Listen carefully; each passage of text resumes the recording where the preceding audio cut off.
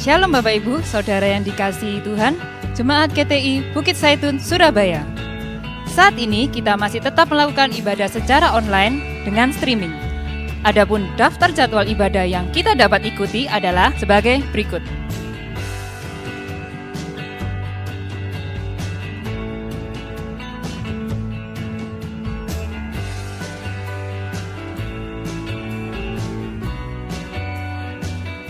Kelompok kecil atau PS tetap diadakan secara online dengan menggunakan aplikasi Zoom, Google Meet, dan aplikasi lain. Untuk informasi lebih lanjut bisa menghubungi pimpinan PS masing-masing atau pada kantor gereja di nomor 031 531 2222. Jemaat yang rindu memberikan persembahan atau perpuluhan dapat memberikan melalui kode QR yang tertera di layar berikut atau melalui transfer ke rekening Bank BCA nomor 509 041 0999 atas nama GTI Jemaat Bukit Zaitun, Surabaya. Untuk memutus mata rantai penyebaran virus COVID-19, kami menghimbau Bapak Ibu Saudara agar selalu mengikuti protokol kesehatan dengan menerapkan 5M, yaitu menggunakan masker, mencuci tangan, menjaga jarak, mengurangi mobilitas, dan menghindari kerumunan. Saudara, mari kita mempersiapkan hati dan pikiran untuk menerima berkat firman Tuhan. Sebab itu, mari kita tetap menjaga suasana hadirat Tuhan di tempat kita masing-masing. Selamat beribadah, Tuhan Yesus memberkati.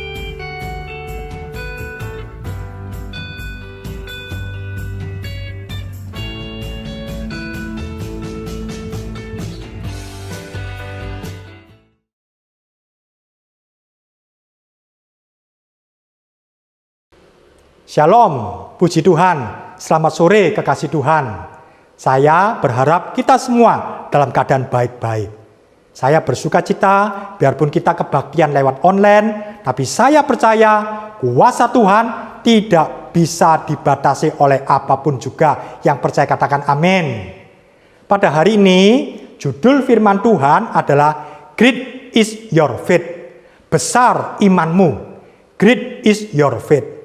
Saya mengambil kisah ini yang ada di dalam Matius 15 ayat 21 sampai 28. Kisah ini juga ditulis di dalam Markus 7 ayat 24 sampai 30. Pada waktu itu Yesus menyingkir ke daerah Tirus dan Sidon.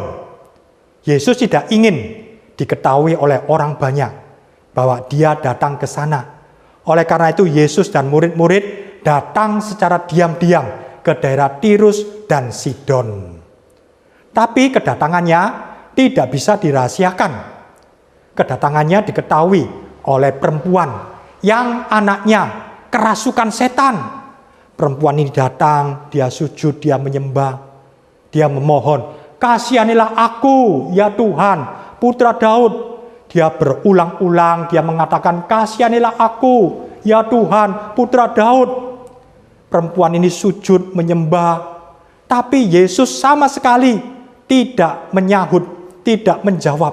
Tapi perempuan ini terus mengatakan, "Karena anak perempuanku kerasukan setan, dia sangat menderita sekali." Dia terus memohon, dia terus berteriak, sehingga murid-muridnya menjadi terganggu. Lalu murid-muridnya meminta kepada Yesus, "Suruhlah ia pergi." Ia mengikuti kita dengan berteriak-teriak. Kemudian Yesus menjawab, "Aku diutus hanya kepada domba-domba yang hilang dari umat Israel." Tapi kemudian perempuan itu mendekat dan menyembah, "Tuhan, tolonglah aku." Yesus mengatakan, "Tidak patut mengambil roti yang disediakan bagi anak-anak dan melemparkannya kepada anjing." Perempuan itu mengatakan, "Benar Tuhan, namun anjing itu makan remah-remah yang jatuh dari meja tuannya." Tuhan berkata, "Hai perempuan, besar imanmu. Lalu perempuan itu pulang ke rumahnya. Dia melihat anaknya terbaring dengan tenang di tempat tidur. Setannya sudah keluar. Seketika itu juga anaknya sudah sembuh. Ini cerita yang luar biasa. Great is your faith. Saya akan menyampaikan 7 pokok di dalam khotbah ini. Pokok yang pertama adalah menceritakan tentang penderitaan perempuan ini. Anak perempuannya kerasukan setan. Memang ada macam-macam penyebab penyakit. Di dalam ayat ini dikatakan bahwa anak itu begitu menderita. Dia kerasukan setan, sangat menderita. Terjemahan yang lain mengatakan keadaannya parah betul. Dan setan itu terus-menerus menyiksa dia. Memang penyebab penyakit itu ada 2. Pertama adalah faktor alamiah. Mungkin karena bibit penyakit, virus, bakteri, kurang nutrisi, kecelakaan, atau fungsi tubuh yang menurun. Mungkin juga karena tekanan hidup lalu terganggu kejiwaannya, dan macam-macam. Ini adalah faktor-faktor yang alamiah. Tapi juga ada faktor karena pekerjaan setan. Ini sama seperti penyebab natural. Tapi ini disebabkan oleh setan. Seperti Ayub. Ayub sakit kulitnya. Tapi di balik layar itu semua karena pekerjaan setan. Setan bisa mengganggu, mungkin sakit kejiwaan, stres, linglung. Bahkan juga bisa merasuki orang tersebut. Memang tidak semua penyakit itu dari setan. Tapi sedikit banyak setan itu ikut ambil andil di dalam penyakit manusia. Kalau di dalam kisah ini jelas-jelas setan menyebabkan anak ini kerasukan, anak ini menjadi sakit. Kita tidak tahu latar belakang sehingga anak ini menjadi kerasukan setan. Tapi kita coba lihat dari macam-macam tingkat kesembuhan. Dari situ kita akan mencoba menjelaskan mengapa anak ini sampai kerasukan. Mungkin saja pada waktu awal sakit biasa anak ini oleh orang tuanya diajak ke dokter. Pada zaman dulu itu tabib-tabib, mungkin diobati. Ini adalah kesembuhan tingkat 3 secara ilmu pengetahuan. Mungkin aja bisa-bisa anak ini tidak sembuh-sembuh. Lalu orang tuanya mencoba pengobatan campur dengan kuasa kegelapan. Kemungkinan ini ada, sebab perempuan ini adalah bangsa Yunani, di mana pada waktu itu mereka menyembah kepada dewa-dewa, dan mungkin minta tolong kepada dewa-dewa lewat okultisme. Ini adalah kesembuhan tingkat 4. Dari situ setan punya pintu masuk. Ini menjadi celah, sehingga setan punya tempat. Akhirnya setan merasuk kepada anak perempuan tersebut. Sebenarnya setan itu tidak gampang-gampang untuk merasuk seseorang. Tapi kalau setan melihat ada celah, ada tempat, maka setan masuk dan dia merasuk kepada orang tersebut. Ini adalah kesembuhan tingkat 4. Jangan datang minta kesembuhan kepada setan. Orang pintar macam-macam. Setan memang bisa memberikan mujizat. Tapi ini adalah mujizat palsu. Dan bayarannya adalah jiwa manusia. Harus hati-hati. Hari-hari ini memang banyak orang sakit. Banyak yang sakit COVID dan juga macam-macam penyakit yang lain. Mungkin kekasih Tuhan sudah mencoba secara medis tingkat ketiga ini. Mungkin tidak sembuh-sembuh. Lalu kemudian bergerak terlalu jauh. Memakai pengobatan campur dengan okultisme. Dengan kuasa gelap. Lalu kemudian setan dapat tempat. Mungkin kelihatannya sembuh sementara. Tapi harus hati-hati. Setan akan bekerja dan dia akan minta bayarannya, yaitu jiwa manusia. Mari kekasih Tuhan datang kepada Tuhan Yesus memohon kesembuhan. Sebab selain kesembuhan tingkat 3 dan tingkat 4, ada kesembuhan tingkat 2, yaitu di mana kita boleh memakai cara-cara medis. Ini netral, tidak salah. Kita pergi ke dokter, memakai obat, tapi kita juga berdoa. Sebab kita tidak mengandalkan obat dokter semata-mata. Kita percaya kepada Tuhan, Tuhan yang sembuhkan. Tingkat 2 ini adalah pengobatan secara medis dan kita berdoa kepada Tuhan Yesus, Tuhan yang sembuhkan. Ini tidak salah. Bahkan tidak menutup kemungkinan ada kesembuhan tingkat 1, yaitu mujizat kesembuhan ilahi. Mungkin ada yang sudah bertahun-tahun sakit tidak sembuh. Percayalah, ada kesembuhan tingkat 1, kesembuhan ilahi. Tuhan menyatakan mujizatnya. Mungkin sudah ada yang kritis, tidak ada harapan, penyakit yang menahun, terus terikat oleh obat. Percayalah, ada kesembuhan tingkat 1. Tuhan sampai sekarang tetap bekerja. Jangan putus asa. Mungkin selama ini terus minum obat tidak sembuh-sembuh. Aduh, rasanya kapan aku sembuh? Aku sudah berdoa, kapan aku sembuh? Percayalah, kesembuhan tingkat 1, yaitu kesembuhan ilahi. Yesus tidak berubah, dulu, sekarang, dan sampai selama-lamanya. Saya percaya kuasa Tuhan akan dinyatakan. Tuhan sembuhkan saudara. Luar biasa.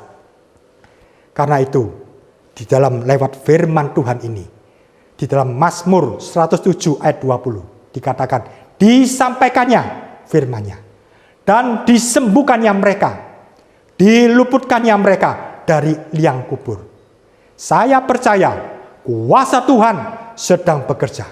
Ketika firman Tuhan ini disampaikan, kesembuhan sedang jalan, mujizat terjadi. Ada pertolongan Tuhan, yang lumpuh berjalan, yang buta melihat, yang tuli mendengar, yang terikat obat dilepaskan. Kanker memang sakit berat, tapi Tuhan lebih besar. Yang cuci darah selama ini, Tuhan bisa buat mujizat. Tidak ada yang mustahil bagi Tuhan.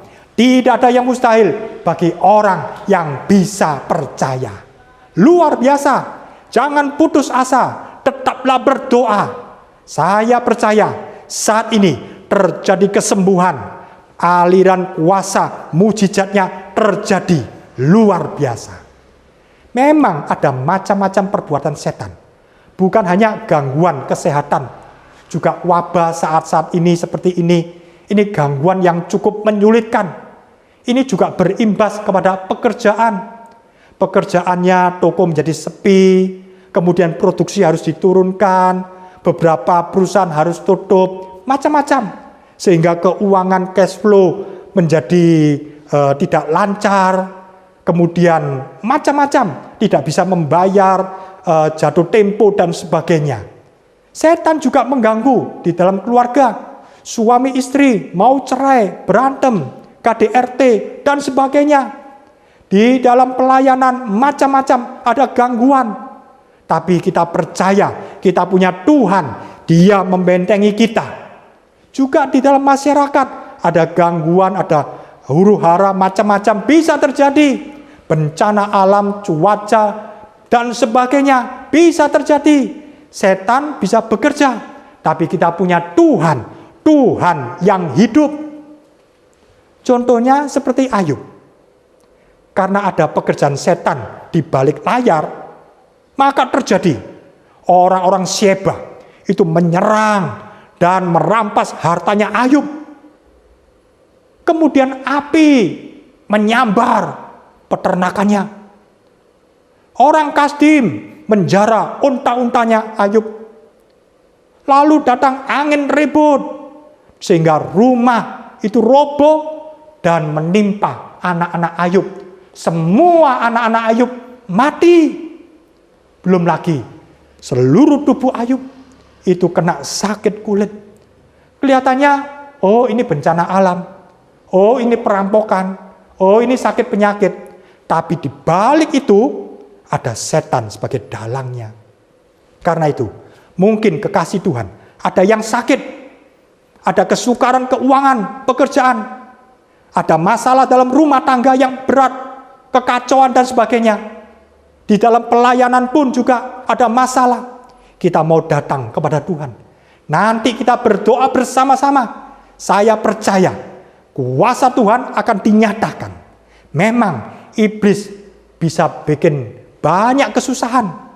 Di dalam Yohanes 10 ayat 10 dikatakan, pencuri, yaitu iblis, datang hanya untuk mencuri dan untuk membunuh dan membinasakan.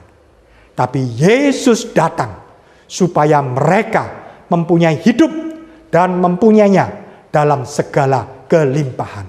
Kita mau datang. Yesus lebih besar dari iblis. Roh Kudus yang ada di dalam kita lebih besar daripada dia yang ada di dalam dunia ini. Karena itu, jangan takut. Masalah bisa banyak. Tapi kita punya Tuhan yang luar biasa. Yang percaya katakan amin. Perempuan ini datang mengaku bahwa Yesus itu Tuhan. Yesus itu putra Daud. Mengapa? Ini awalnya dari timbul pengharapan. Mungkin kondisi anaknya tidak sembuh-sembuh. Tapi dia mendengar bahwa di Israel ada Yesus yang melakukan banyak mujizat. Karya Yesus sudah tersebar di seluruh Israel. Dia mengharapkan kapan bisa bertemu. Kapan Yesus datang ke daerahnya. Sebab Tirus dan Sidon ini adalah daerah luar negeri. Ada di utara Israel. Di tengah-tengah keputusasaan, perempuan ini muncul pengharapan. Dia yakin Yesus punya kuasa untuk menyembuhkan anaknya. Pengharapan itu terus di dalam hatinya. Kapan Yesus datang? Dan dia ikuti terus berita-berita itu. Lalu muncul iman. Dalam Roma 10 ayat 17 dikatakan, jadi iman timbul dari pendengaran. Dan pendengaran oleh firman Kristus. Ketika kita mendengar firman Tuhan ini, iman muncul. Ketika kita baca firman Tuhan, Alkitab setiap hari, iman itu timbul. Iman kita menjadi iman yang kuat. Mungkin kita membaca renungan, mendengar nasihat firman Tuhan, lain-lain, maka iman kita menjadi iman yang kuat, iman yang besar. Hari-hari ini, mungkin ada kekasih Tuhan yang rasanya loyo. Sudah, kapan pandemi ini selesai? Aduh, pekerjaan saya seperti ini. Lalu imannya menjadi mati. Sudah tidak berharap kepada Tuhan. Lalu tidak berdoa lagi. Sekarang, iman saudara muncul. Pengharapan saudara timbul menjadi kuat. Lalu dari mulut perempuan ini timbul pengakuan. Dia berseru, kasihanilah aku, ya Tuhan, putra Daud. Sebagai orang Kanaan, ini tidak mudah untuk bisa mengakui Yesus itu sebagai Tuhan. Sebab dia adalah orang Yunani. Orang Yunani punya dewa-dewanya sendiri. Tapi dia menyebut Yesus, ya Tuhan. Dia berteriak-teriak.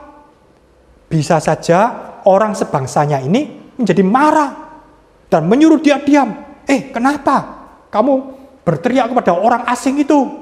Kita kan punya dewa sendiri. Kenapa kamu minta tolong kepada dia?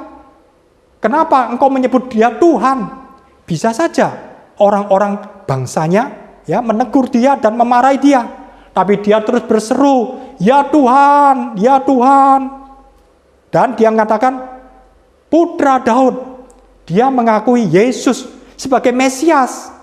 Putra Daud artinya adalah Mesias yang dijanjikan. Ini luar biasa.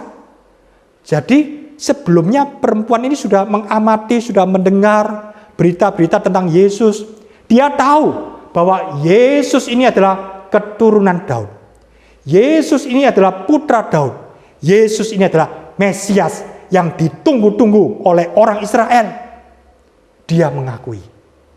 Beda dengan orang Yahudi. Orang Yahudi masih bingung. Yesus ini siapa? Mereka rata-rata bingung.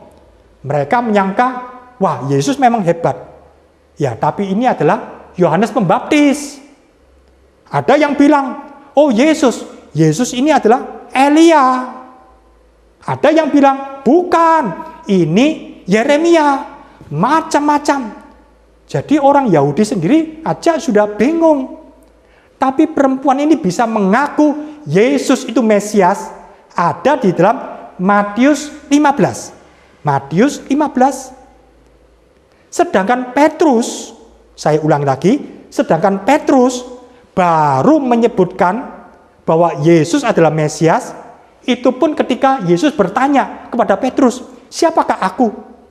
Di dalam Matius 16, baru Petrus mengaku bahwa Yesus itu Mesias. Kita melihat, ternyata perempuan ini sudah lebih dahulu mengaku bahwa Yesus adalah Mesias. Lalu disusul Petrus.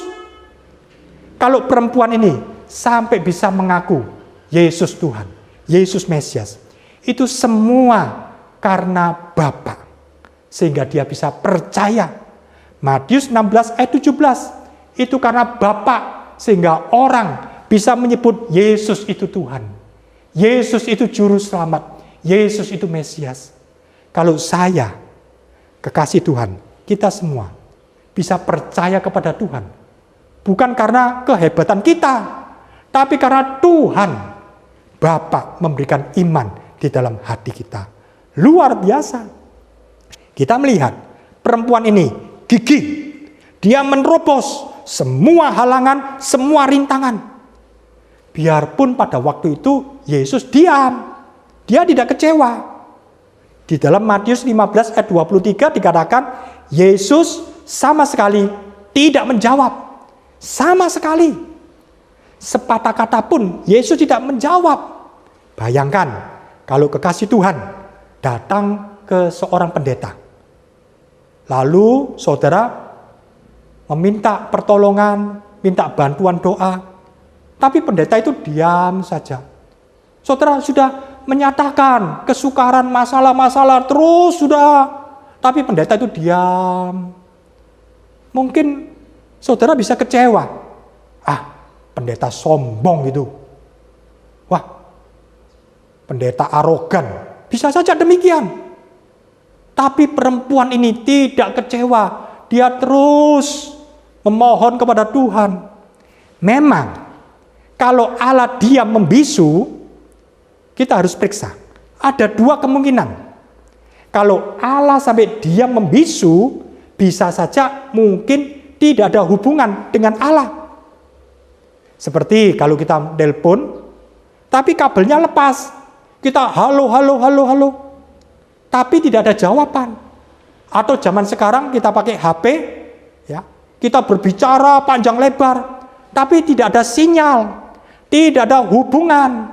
Demikian juga kita berdoa, tapi Allah membisu. Mungkin tidak ada hubungan. Di dalam Yesaya 59 ayat 2 dikatakan, tetapi yang merupakan pemisah antara kamu dan Allahmu ialah segala kejahatanmu, dan yang membuat dia menyembunyikan diri terhadap kamu sehingga ia tidak mendengar ialah segala dosamu. Ini karena tidak ada hubungan. Kalau tidak ada hubungan, jangan harap ada jawaban. Seperti Saul bertanya lewat imam-imam, bertanya lewat Urim Tumim, bertanya lewat para nabi. Dia bertanya, tapi Tuhan tidak menjawab sama sekali.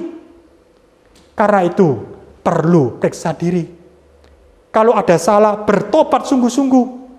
Di dalam Yesaya 1 ayat 15 sampai 16 dikatakan, aku tidak akan mendengarkannya, sebab tanganmu penuh dengan darah.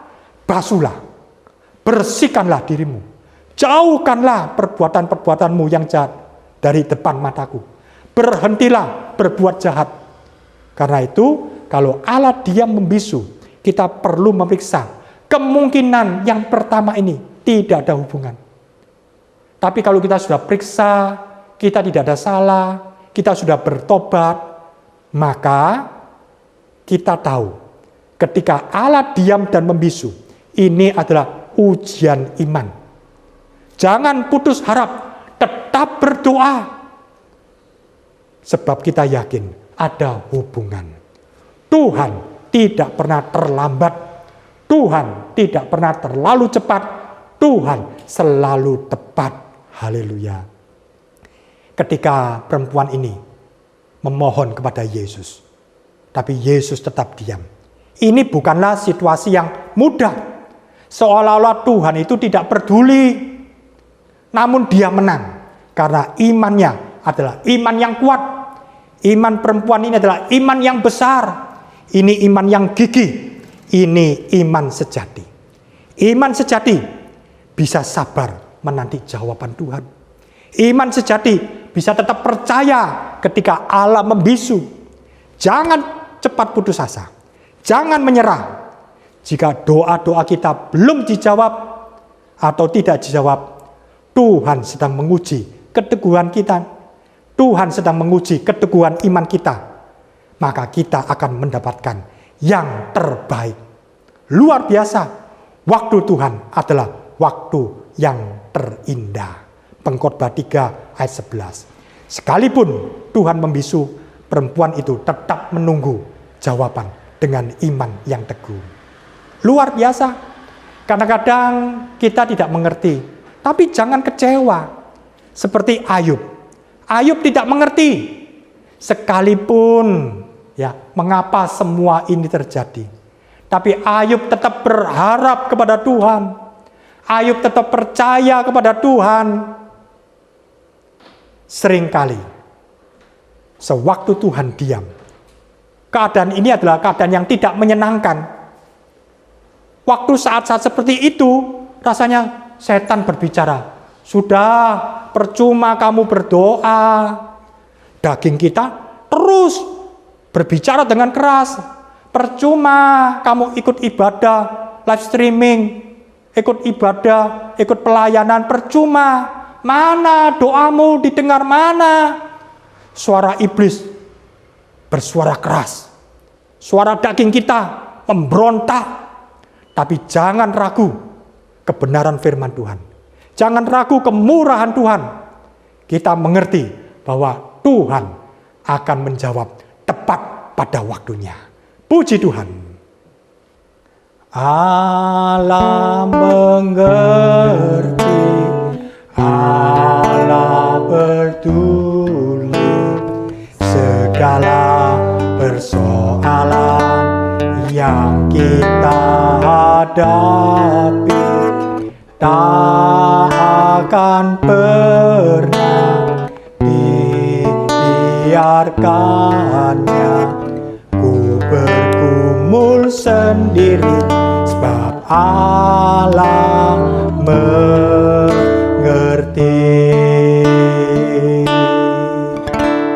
Allah mengerti, Allah peduli segala persoalan yang kita hadapi. Tak akan pernah dibiarkannya ku bergumul sendiri, sebab Allah mengerti. Sebab Allah peduli.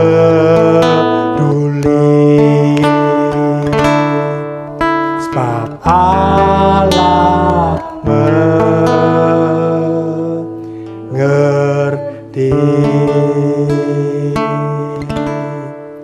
Perempuan itu tidak kecewa.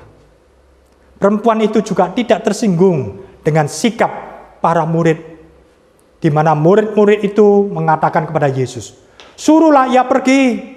Ia mengikuti kita dengan berteriak-teriak. Dia hanya ribut-ribut saja di belakang kita, terus mengganggu. Murid-murid meminta Yesus untuk mengusir perempuan tersebut. Jangan pernah tersinggung. Mungkin kekasih Tuhan, ada pelayan-pelayan Tuhan yang sikapnya tidak baik, atau hamba-hamba Tuhan, lalu kemudian menjadi marah, lalu kemudian tidak mau berbakti lagi, meninggalkan gereja. Jangan marah, jangan tersinggung. Iman perempuan ini adalah iman sejati. Ketika dia mengalami situasi yang tidak bersahabat, rasanya ditolak, diusir, tapi dia tetap bertahan pada imannya. Jangan putus asa, juga jangan tersinggung, jangan marah, apalagi dengan perkataan Yesus. Tadinya Yesus diam saja. Sekarang Yesus menjawab, tapi jawabannya ada di dalam Matius 15 ayat 24. Aku diutus hanya kepada domba-domba yang hilang dari umat Israel. Ketika mendengar ini tentu perempuan ini terkejut. Ditambah lagi Matius 15 ayat 26. Yesus berkata, tidak patut mengambil roti yang disediakan bagi anak-anak dan melemparkannya kepada anjing. Bisa saja perempuan ini marah. Dia pasti terkejut. Tapi ternyata perempuan ini rendah hati. Dia tidak marah. Dia tahu anak itu artinya adalah umat Yahudi. Anjing artinya orang non-Yahudi. Dan cara memberikan adalah dengan cara melemparkannya. Apakah kekasih Tuhan pernah dikatakan oleh orang lain, anjing kamu? Apakah pernah? Kita tidak pernah dikatakan demikian. Mungkin ada yang 1-2 pernah dikatakan demikian. Hatinya pasti marah. Tapi perempuan ini kita lihat, dia rendah hati. Dia tidak marah, dia tidak kecewa, dia tidak pergi atau mengomel. Tapi dia terus memohon, dia sujud dan menyembah kepada Tuhan. Kekasih Tuhan, kisah kesembuhan ini tidak akan pernah ada. Saya ulang lagi, cerita kesembuhan anak yang dirasuk setan ini tidak akan pernah ada kalau perempuan ini kecewa dan pergi, tersinggung dan marah, lalu meninggalkan Yesus. Demikian juga mujizat tidak akan pernah terjadi kalau kekasih Tuhan marah, berhenti berdoa. Buat apa melayani Tuhan selama ini? Buat apa berdoa? Buat apa? Buat apa? Lalu marah kepada Tuhan. Jangan putus asa. Kita melihat keteguhan perempuan ini. Dia gigih, dia tekun, dia menerobos semua halangan, semua rintangan. Ini adalah gambaran iman sejati dari seorang perempuan non-Yahudi dan membuahkan hasil. Anaknya disembuhkan. Karena itu, jangan putus asa, jangan menyerah. Perempuan ini tidak menyerah. Iman sejati bisa melihat janji Tuhan. Iman sejati bisa menerobos semua halangan, semua rintangan, semua gangguan. Itu iman sejati. Jangan pernah menyerah. Jangan pernah menyerah. Jangan berputus asa. Mujizat Tuhan ada saat hati menyembah. Jangan pernah menyerah. Jangan berputus asa. Mujizat Tuhan ada bagi yang setia dan percaya. Jangan pernah menyerah. Jangan berputus asa. Mujizat Tuhan ada saat hati menyembah. Jangan pernah menyerah. Jangan berputus asa. Mujizat Tuhan ada bagi yang setia dan percaya. Mujizat Tuhan ada, mujizat Tuhan ada, mujizat Tuhan ada bagi yang setia dan percaya.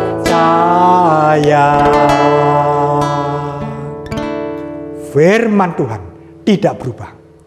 Jangan memegang tanda-tanda, hal-hal yang kelihatan. Tetaplah pegang firman Tuhan. 2 Korintus 5 ayat 7 mengatakan, sebab hidup kami ini adalah hidup karena percaya, bukan karena melihat. Yang kelihatan bisa mengecewakan. Yang kelihatan bisa membuat kita berhenti untuk berdoa. Tapi iman sejati, kita terus berdoa, menantikan janji Tuhan. Jangan menyerah. Dalam pokok yang keempat dikatakan imannya percaya bahwa remah-remah pun sudah cukup. Di dalam gambar ini seorang anak lagi makan, dia makan roti. Dan ada remah-remah dan jatuh ke tanah. Remah-remah itu dimakan oleh anjingnya. Remah-remah ini menggambarkan bahwa dia merasa tidak layak. Dalam Matius 15 ayat 27 perempuan ini mengatakan, benar Tuhan, namun anjing itu makan remah-remah yang jatuh dari meja tuannya. Perempuan ini rendah hati, dia sabar, dia tidak marah. Dia justru mau mengakui bahwa dia adalah anjing yang tidak layak mendapat roti. Ini orang yang rendah hati. Hukum Tuhan, orang rendah hati, Tuhan akan tinggikan. Kita semua adalah orang-orang yang terhilang, orang-orang yang terbuang karena dosa. Tapi karena Yesus turun ke dunia, menebus kita, kita diangkat jadi anak. Kita tidak layak, tapi Yesus melayakkan kita. Perempuan ini memohon remah-remah. Artinya dia memohon belas kasihan. Remah-remah ini menggambarkan bahwa dia percaya kemurahan Tuhan itu besar, lebih daripada hidup. Perempuan ini tahu dia bukan lewat jalur layak terima roti, tapi dia datang lewat jalur kemurahan, jalur belas kasihan. Memang secara hak tidak ada, tapi perempuan ini mencoba memperoleh lewat jalur kemurahan Tuhan, lewat jalur belas kasihan. Luar biasa, biarpun remah-remah, biarpun dia dianggap anjing, dia merasa itu sudah cukup. Remah-remah itu menggambarkan sepotong kecil. Remah-remah itu tidak utuh seperti roti, beda. Kalau roti ada di atas meja, bersih. Tapi remah-remah jatuh di bawah, kotor, kena lantai. Remah-remah biasanya disapu, dibuang. Kalau roti dihargai, dibuang dan dibuang dalam sampah. Seperti itu. Tapi perempuan ini memohon kemurahan Tuhan. Dia percaya remah-remah ini pun sudah cukup. Ini gambaran roti secara utuh. Roti tawar yang sering kita makan, kita potong satu-satu seperti ini. Ya, kita coba mau bayangkan ya, bahwa perempuan ini mengatakan bahwa remah-remah itu pun cukup. Kalau roti tawar satu utuh dipotong menjadi 2, masih besar, dipotong jadi 2. Dipotong menjadi 4, masih lumayan besar. Dipotong menjadi 8, masih lumayan. Atau dipotong 16. Biasanya satu roti tawar bisa dipotong menjadi 12 mungkin. Nah, itu masih lumayan untuk dimakan, untuk sarapan pagi. Tapi, coba kalau satu roti tawar, ini dibelah, dipotong-potong kecil-kecil untuk 8 miliar manusia. Saya umpamakan manusia yang ada di dunia ini, 7 miliar sekian. Ya, saya anggap 8 miliar. satu roti tawar ini misalnya dipotong-potong kecil-kecil untuk 8 miliar manusia. Maka itu menjadi remah yang kecil sekali. 8 miliar, mana cukup kita makan remah-remah yang kecil seperti ini. Tapi roti ini yang disediakan Tuhan bukan sepotong kecil ini. Roti ini roti yang besar. Kalau roti ini sebesar bumi ini, bayangkan, dipotong kecil-kecil untuk 8 miliar, pasti itu menjadi roti yang besar. Karena bumi kita ini adalah benda atau planet yang besar, dipotong 8 miliar, pasti menjadi potongan yang besar. Apalagi kita punya Allah yang tidak terbatas. Roti itu adalah Yesus itu sendiri. Roti itu adalah roti yang besar, tidak terhingga. Kalau di dalam matematika, tidak terhingga dibagi 8 miliar sama dengan tetap tidak terhingga.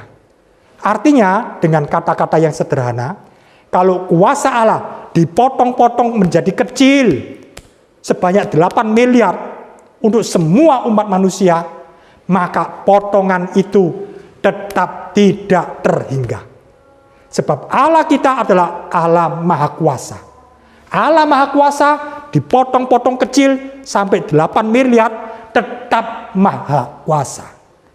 Allah kita Maha Kasih, dipotong kecil-kecil 8 miliar tetap Maha Kasih.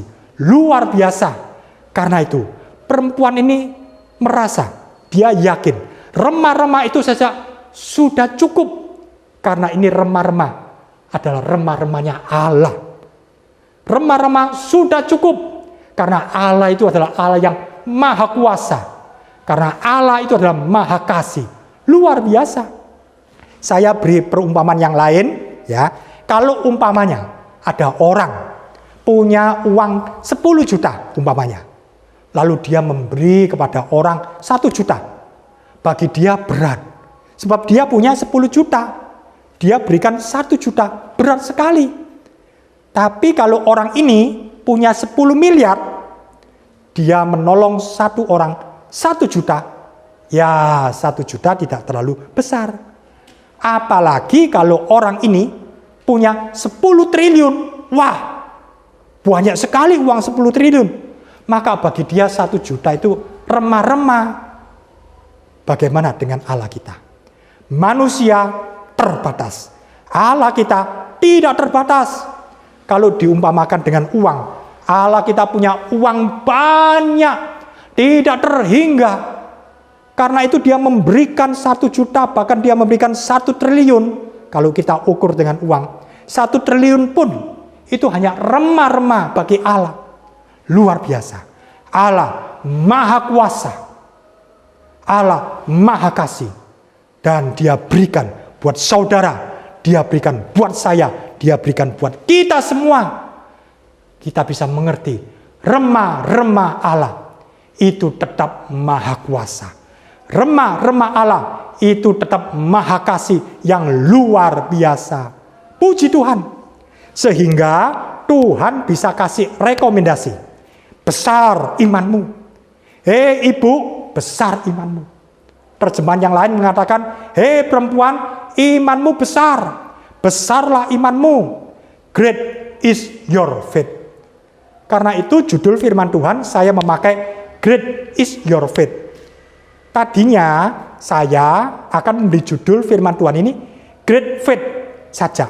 Great faith, iman yang besar. Tapi Tuhan mengingatkan saya untuk merubah judul ini. Bukan great faith, tapi great is your faith. Artinya besar imanmu. Bukan hanya sekedar great faith supaya kita tahu iman yang besar. Tapi great is your faith. Firman Tuhan ini menjadi kenyataan. Bukan sekedar teori. Tapi firman Tuhan ini menjadi pengalaman hidup kita. Lewat firman Tuhan ini, saya percaya iman saudara menjadi iman yang besar. Iman saudara menjadi iman yang kuat. Luar biasa. Great is your faith. Mungkin saudara membayangkan, great is your faith. Iman yang besar. Waduh, Seperti apa ya ribetnya? Tapi ternyata iman yang besar itu iman yang sederhana. Simple faith is great faith. Iman yang besar itu bukan iman yang ribet, iman yang rumit-rumit. Bahkan iman seperti anak kecil. Anak kecil digendong oleh ayahnya, dia dilempar ke atas, ditangkap lagi pak, dilempar lagi, anak itu tertawa, dia melayang di udara, dia jatuh, ditangkap lagi oleh ayahnya, terus berulang-ulang dia tertawa, dia percaya bapaknya pasti menangkap. Bisa saja kita, wah jangan-jangan bapakku kemudian lari, dan kemudian anak itu jatuh. Tidak saudara, anak ini percaya penuh kepada bapaknya. Sesimpel itu kita percaya kepada Tuhan. Anak-anak saya tidak pernah bertanya, Pak, besok kita bisa makan atau tidak? Pasti makan. Karena itu sesimpel itu. Great faith. Iman itu bukan sesuatu yang kemudian sukar, teori, harus bagaimana. Hanya percaya, remah-remah. Sudah cukup mendatangkan mujizat. Apalagi roti yang utuh. Luar biasa, saudara. Iman kita mungkin kecil atau lemah. Istimewa hari-hari ini. Hari-hari ini memang hari-hari yang berat. Tapi kita percaya, iman sebesar biji sesawi sanggup memindahkan gunung kemustahilan. Matius 17 ayat 20. Sesungguhnya, sekiranya kamu mempunyai iman sebesar biji sesawi saja, kamu dapat berkata kepada gunung ini, pindah dari tempat ini ke sana. Maka gunung ini akan pindah dan tak akan ada yang mustahil bagimu. Luar biasa. Iman yang besar sebenarnya iman yang sederhana. Seperti perempuan ini percaya. Atau kekasih Tuhan lagi lemah imannya. Aduh, lagi loyo menghadapi persoalan hidup yang tidak selesai-selesai seperti ini. Pandang kepada Yesus. Marilah kita melakukannya dengan mata yang tertuju kepada Yesus, yang memimpin kita dalam iman dan yang membawa iman kita kepada kesempurnaan. Mungkin iman kita iman yang kecil, tapi kalau Yesus ada di dalam kita, iman Yesus adalah iman yang sempurna. Rasanya aduh sudah tidak kuat Tuhan hidupku. Tapi pandang kepada Yesus. Pandang terus. Dan Yesus ada di dalam hidup kita. Lihat firman-Nya. Lihat kalau perempuan ini sudah ditolong oleh Tuhan. Maka kekasih Tuhan juga ditolong oleh Tuhan. Kuasanya tidak berubah. Iman yang besar ini Tuhan Yesus memberi contoh. Ada dua orang. Dua orang. Great is your faith. Hanya dua orang. Yang pertama adalah perwira di Kapernaum. Tertulis di dalam Matius 8 ayat 5 sampai 13. Perwira ini mengatakan bahwa katakan saja sepatah kata, maka hambaku menjadi sembuh. Yesus menjadi heran. Ada orang yang punya iman yang kuat seperti ini. Ini adalah orang yang pertama. Kemudian orang yang kedua, ya perempuan Kanaan ini. Di dalam Matius 15 ayat 21 sampai 28. Perempuan ini mengatakan remah-remah. Sudah cukup. Ini contoh dua orang. Dan kebetulan dua orang ini adalah orang non-Yahudi. Bukan orang Yahudi. Sedangkan kepada murid-murid Yesus saja, beberapa kali Yesus menegur. Mengapa? Sebab murid-murid punya iman yang kecil. Waktu angin ribut di danau, wah mereka takut. Yesus menegur, mengapa kamu takut? Kamu yang kurang percaya. Ketika Petrus berjalan di atas air, lalu kemudian melihat sekeliling, Petrus tenggelam. Yesus menolong dan Yesus mengatakan, hei orang yang kurang percaya, mengapa engkau bimbang? Matius 17 ayat 20. Pada waktu murid-murid mendoakan anak sakit ayan dan gagal, tidak bisa menyembuhkan, Yesus menegur, karena kamu kurang percaya. Jadi murid-murid ini beberapa kali ditegur oleh Yesus. Karena apa? Imannya kecil, kurang percaya. Beda dengan dua orang non-Yahudi. Mereka percaya, dan percayanya adalah percaya yang sederhana. Justru itu Tuhan katakan ini iman yang besar. Pastikan saya, saudara, memiliki iman yang besar. Kalau di dalam Injil dikatakan dua orang ini saja, pastikan kita ikut dalam daftar orang-orang yang punya iman yang besar, yang percaya. Katakan amin. Great is your faith. Mengapa saya tidak memberi judul Great Faith? Karena great faith itu mungkin sekedar teori, tapi great is your faith. Besar imanmu, besar imanmu. Jadilah sesuai dengan imanmu, besar imanmu. Luar biasa. Ketika iman kita besar, maka apa yang kita minta, apa yang kita doakan, itu terjadi. Matius 15 ayat 28, maka jadilah kepadamu seperti yang kau kehendaki. Tak akan ada yang mustahil bagimu. Jadilah kepadamu menurut imanmu. Luar biasa. Matius 21 ayat 22 dikatakan, dan apa saja yang kamu minta dalam doa dengan penuh kepercayaan, kamu akan menerimanya. Kamu akan menerimanya.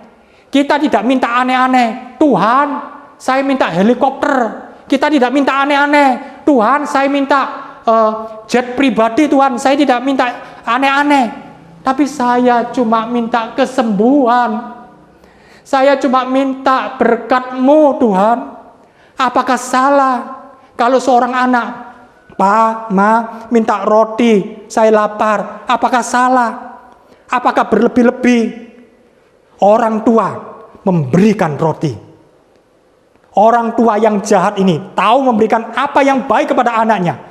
Apalagi Bapak kita yang maha baik. Dia akan memberikan roti kehidupan, roti kesembuhan kepada anak-anaknya.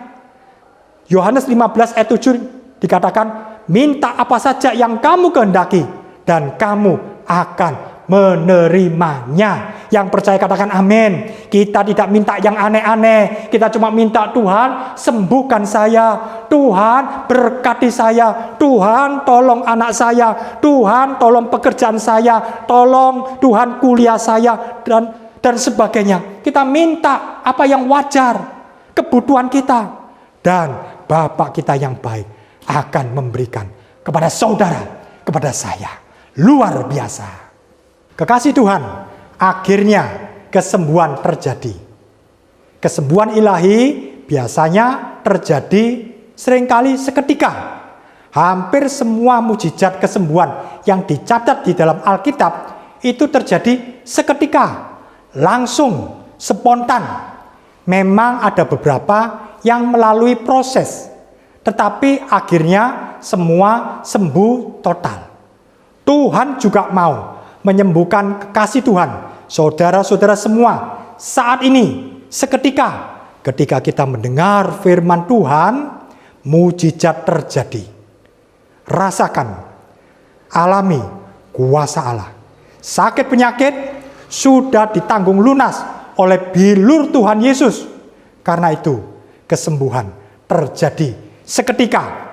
Saat ini, langsung, percayalah, kuasa Tuhan tidak bisa dibatasi oleh apapun juga. Kesembuhan ilahi itu menakjubkan. Tuhan Yesus berkuasa untuk menyembuhkan, baik itu sakit ringan, sakit yang sedang, sakit yang berat, atau menahun, atau sudah tidak ada harapan, dalam keadaan krisis. Tuhan sanggup menyembuhkan. Yang percaya katakan amin. Bagi Tuhan semuanya sama, tidak ada bedanya. Kalau Tuhan bisa menyembuhkan penyakit yang ringan, semudah itulah Tuhan juga menyembuhkan penyakit yang berat, yang parah, yang kritis. Percayalah. Bahkan kesembuhan ilahi ini tidak dibatasi oleh ruang dan waktu. Contohnya seperti kesembuhan hamba dari perwira di Kapernaum, di mana Tuhan Yesus tidak bertatap langsung dengan hambanya. Tuhan Yesus tidak tumpang tangan. Tapi Tuhan Yesus hanya mengatakan, jadilah sesuai dengan imanmu. Maka hamba perwira itu sembuh. Luar biasa. Tidak dibatasi oleh ruang dan waktu. Demikian juga perempuan Kanaan ini.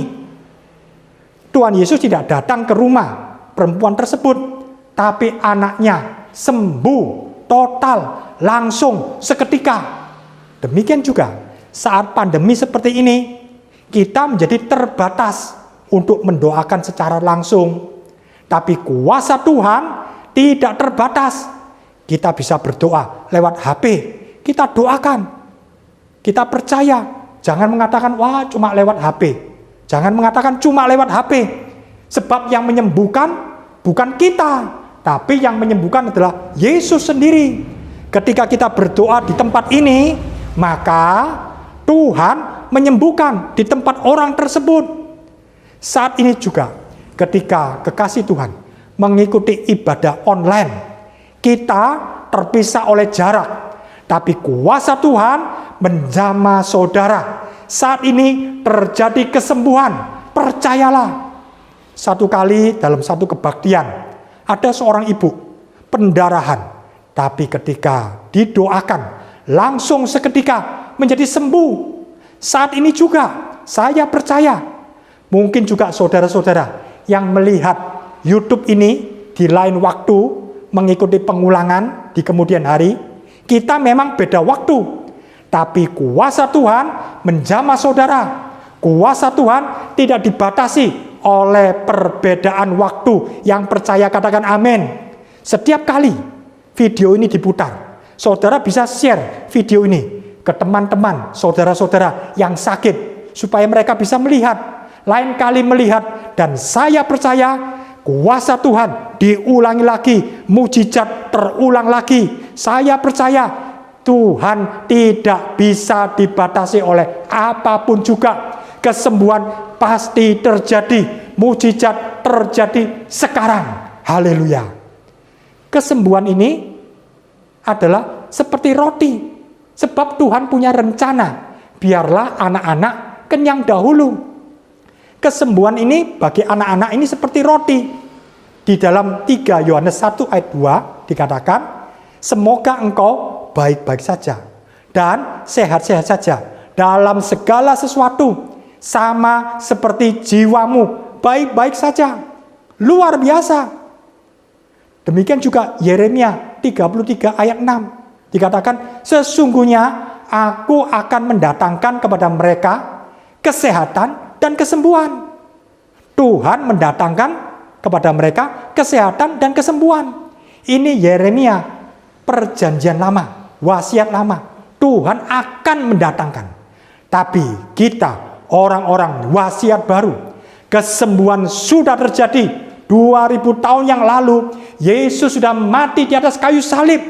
Dia ditikam untuk menebus dosa-dosa saya, dosa-dosa saudara.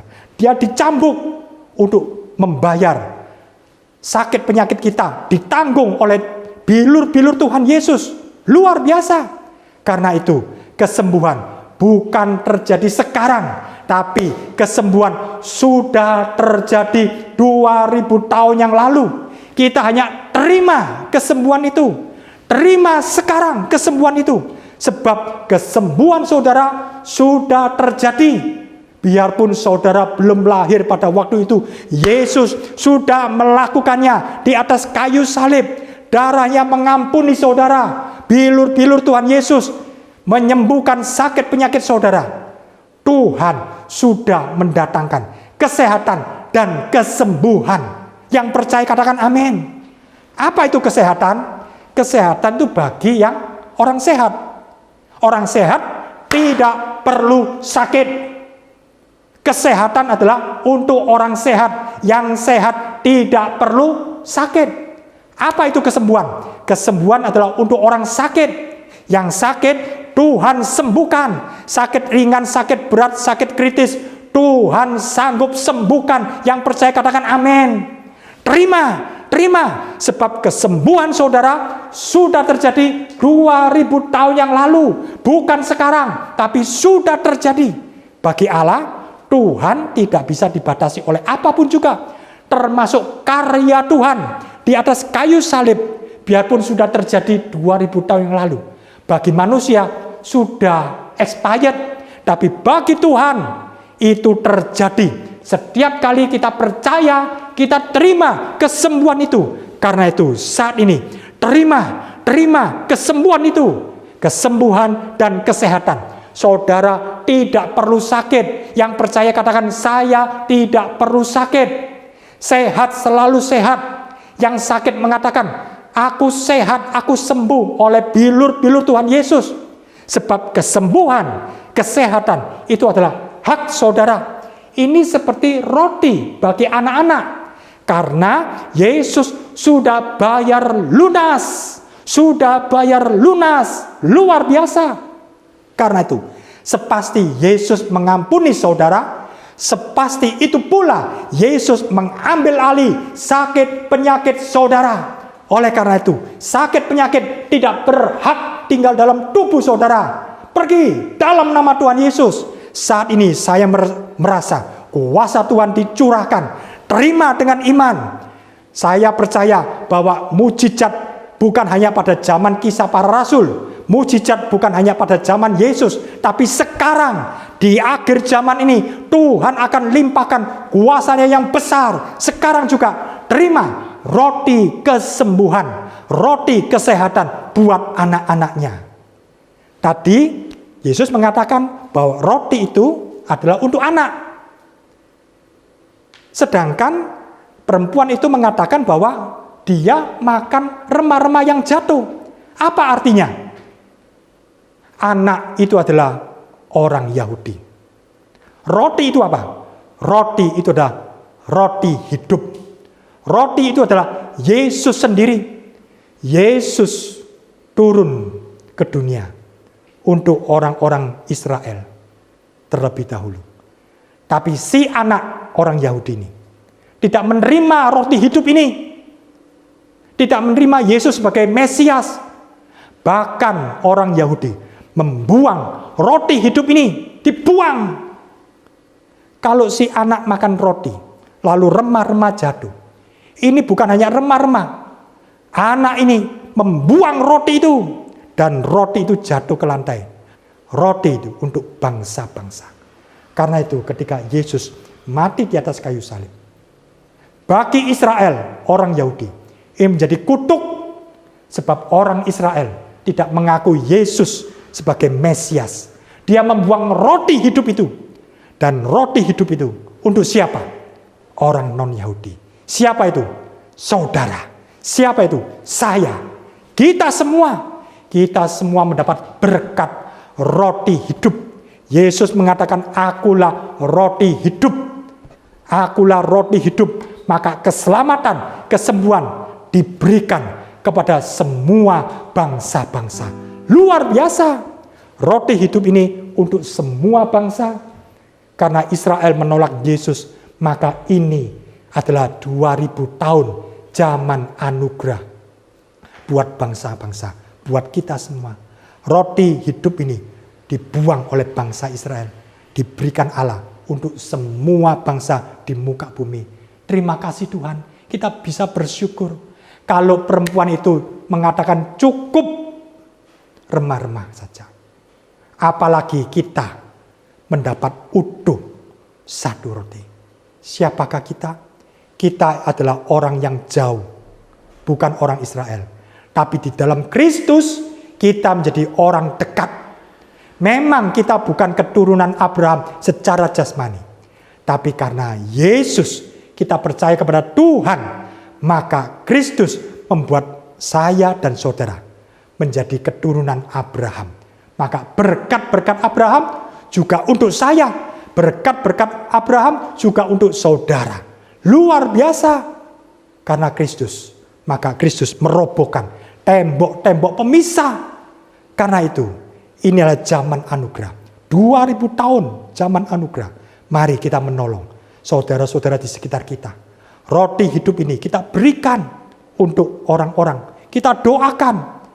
Semua akan dipakai oleh Tuhan, termasuk juga saudara, bukan hanya saya, tanpa terkecuali. Karena itu kita praktekkan firman Tuhan ini. Kenapa judul firman Tuhan? Great is your faith. Karena ini adalah nubuatan. Iman saudara menjadi iman yang besar. Bukan sekedar great faith, hanya memenuhi otak kita, teori-teori ini. Tapi ini menjadi pengalaman hidup kita. Great is your faith. Besar imanmu. Kita hanya alatnya saja. Tapi Tuhan yang bekerja. Tuhan yang menyembuhkan. Nama Yesus, nama yang berkuasa. Luar biasa. Kita sudah selesai.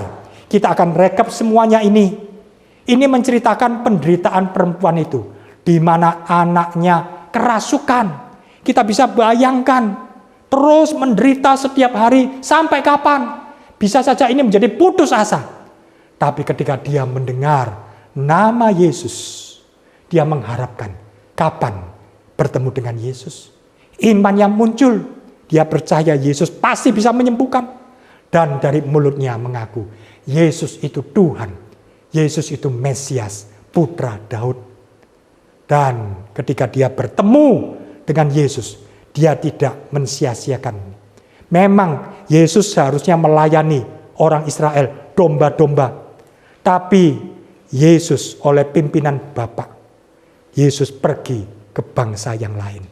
Ke Tirus dan Sidon. Dan perempuan ini memanfaatkan.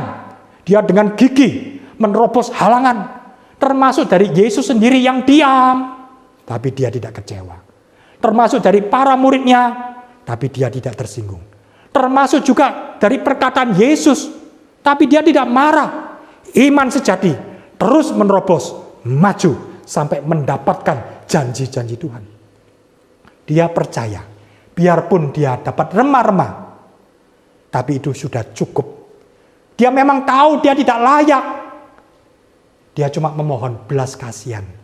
Dia tidak lewat jalur yang layak terima.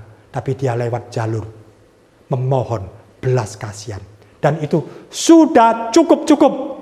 Sebab remah-remah secuil itu adalah secuil maha kuasanya Allah. Secuil maha kuasanya Allah adalah maha kuasa itu sendiri. Luar biasa. Sehingga Yesus harus kasih rekomendasi. Besar imanmu. Dan ini cuma ada 2 orang contohnya. Pastikan saya, saudara, termasuk deretan orang-orang yang besar imannya. Sebenarnya iman ini adalah iman yang sederhana. Hanya percaya. Dan kalau kita punya iman sejati, iman yang besar, maka terjadi apa yang saudara kehendaki. Kesembuhan terjadi, pertolongan terjadi, mujizat terjadi, luar biasa. Karena itu, hari-hari ini akan terjadi mujizat-mujizat yang luar biasa. Bukan hanya kita dengar-dengar, oh kesaksian si A, kesaksian si B, tapi kita mengalami sendiri pertolongan Tuhan yang luar biasa. Sebab Tuhan punya rencana. Biarlah anak-anak kenyang dahulu. Mungkin kita dulu adalah hamba. Kita adalah orang yang terbuang. Tapi kita sekarang menjadi anaknya Tuhan. Ini menjadi hak. Kesembuhan, kesehatan. Kita punya roti hidup. Itulah Yesus sendiri. Dan roti hidup ini untuk semua bangsa. Kita beritakan kepada semua bangsa, orang-orang yang ada di dekat kita, bahwa Yesus adalah Tuhan, Yesus adalah putra Daud, dia adalah Mesias itu sendiri. Luar biasa. Puji Tuhan. Kita akan menyanyikan lagu ini, biar kita nyanyikan dengan iman. Kita percaya bahwa kuasa Tuhan terlebih besar dari sakitmu. Kuasa Tuhan terlebih besar dari persoalanmu. Kita percaya kita punya Tuhan yang maha besar. Haleluya. Kuasamu terlebih besar, Tuhanku terlebih besar,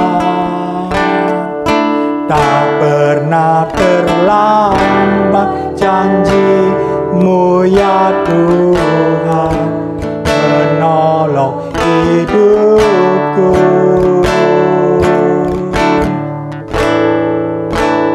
kuasa-Mu terlebih besar. Tuhanku terlebih besar. Tak pernah terlambat janji-Mu ya Tuhan, pulihkan hidupku.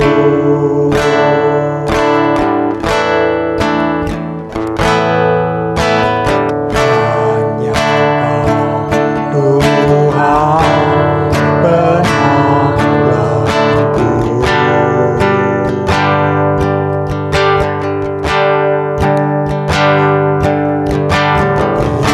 Selalu setia bersamaku.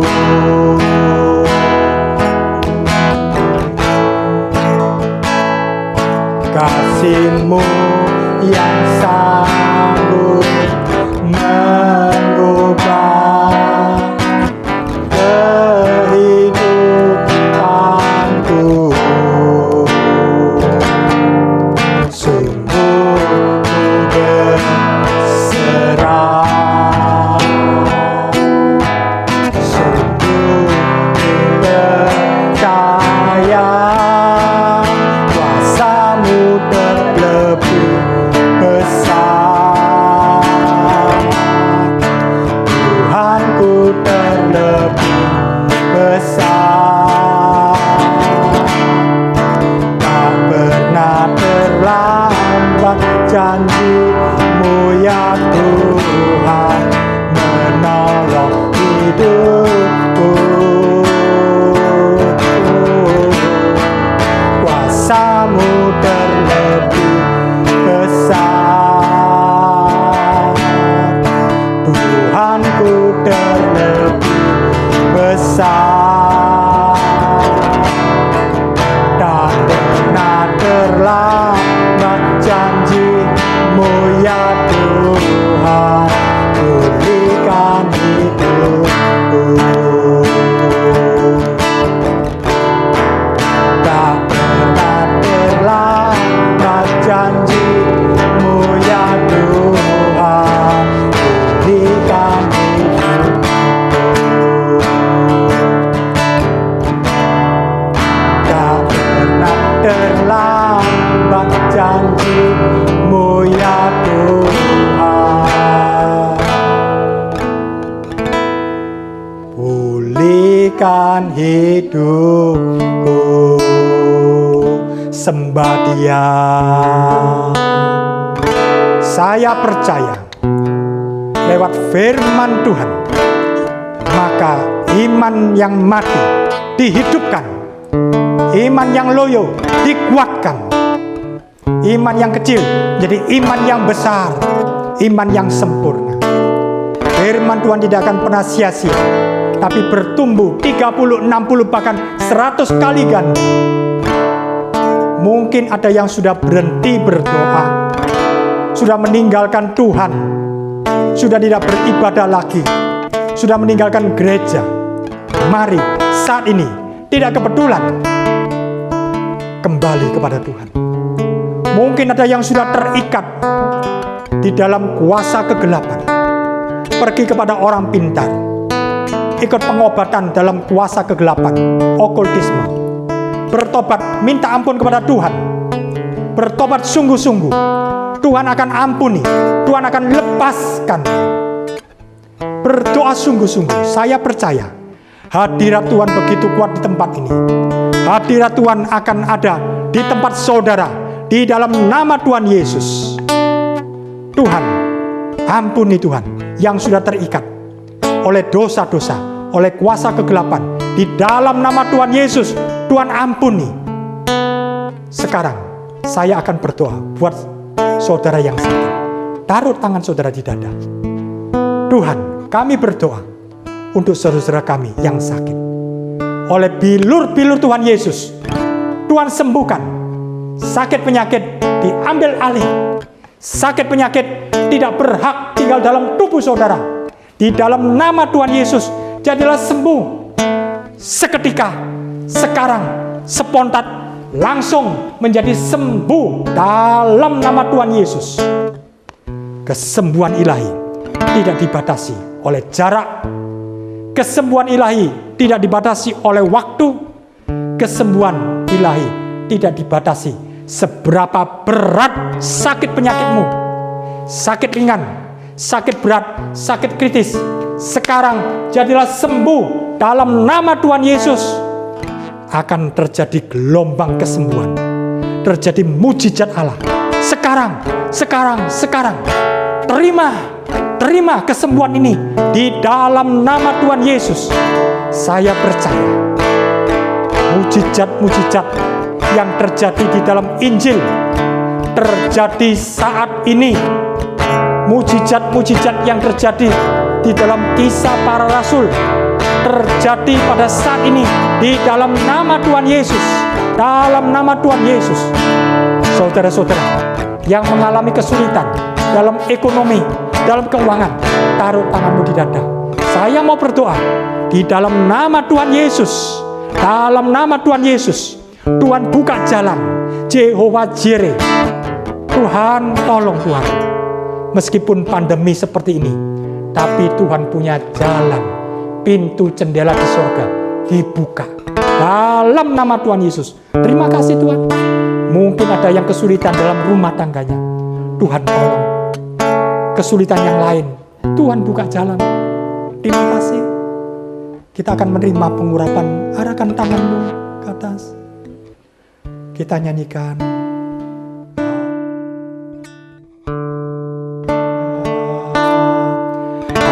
Haleluya.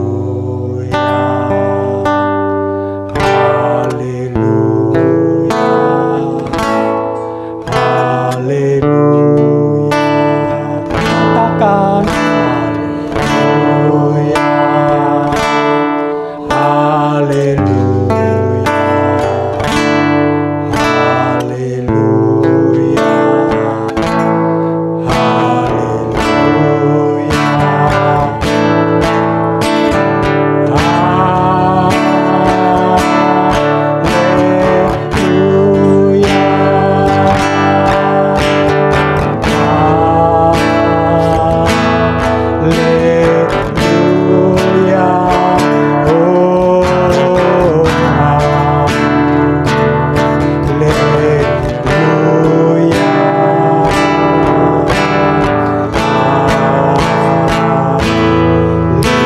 Sama-sama katakan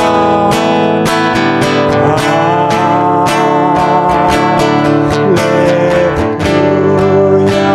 Hadirat Allah, hadirat Allah menaungi setiap saudara.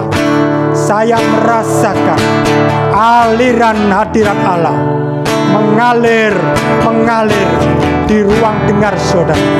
Hadirat Allah menyelimuti saudara. Angkat tangan saudara, sama-sama katakan haleluya.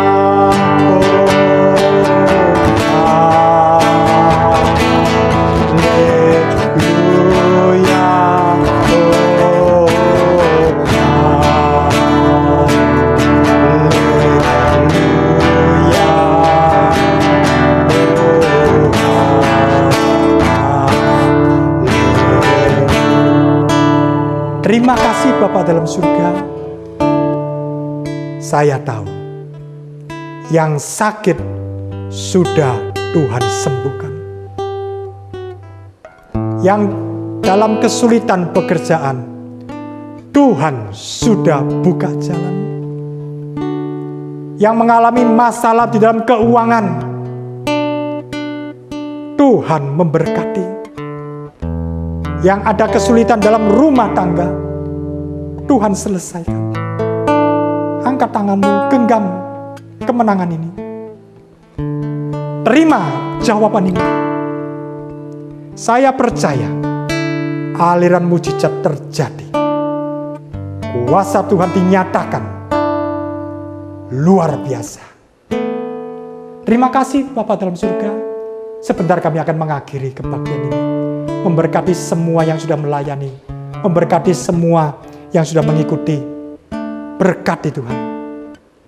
Kami sudah menerima berkat-Mu ya Tuhan. Firman-Mu, jalan keluar, mujizat, kesembuhan. Terima kasih Tuhan. Sebentar lagi Tuhan, kami akan menerima berkat-Mu. Angkat tangan saudara. Biarlah berkat dari Allah Bapa, anugerah di dalam Tuhan Yesus Kristus, persekutuan dalam Roh Kudus, limpah dalam kehidupan saudara semua. Mulai dari saat ini sampai Maranatha, Tuhan datang kembali. Yang percaya katakan, amin. Puji Tuhan.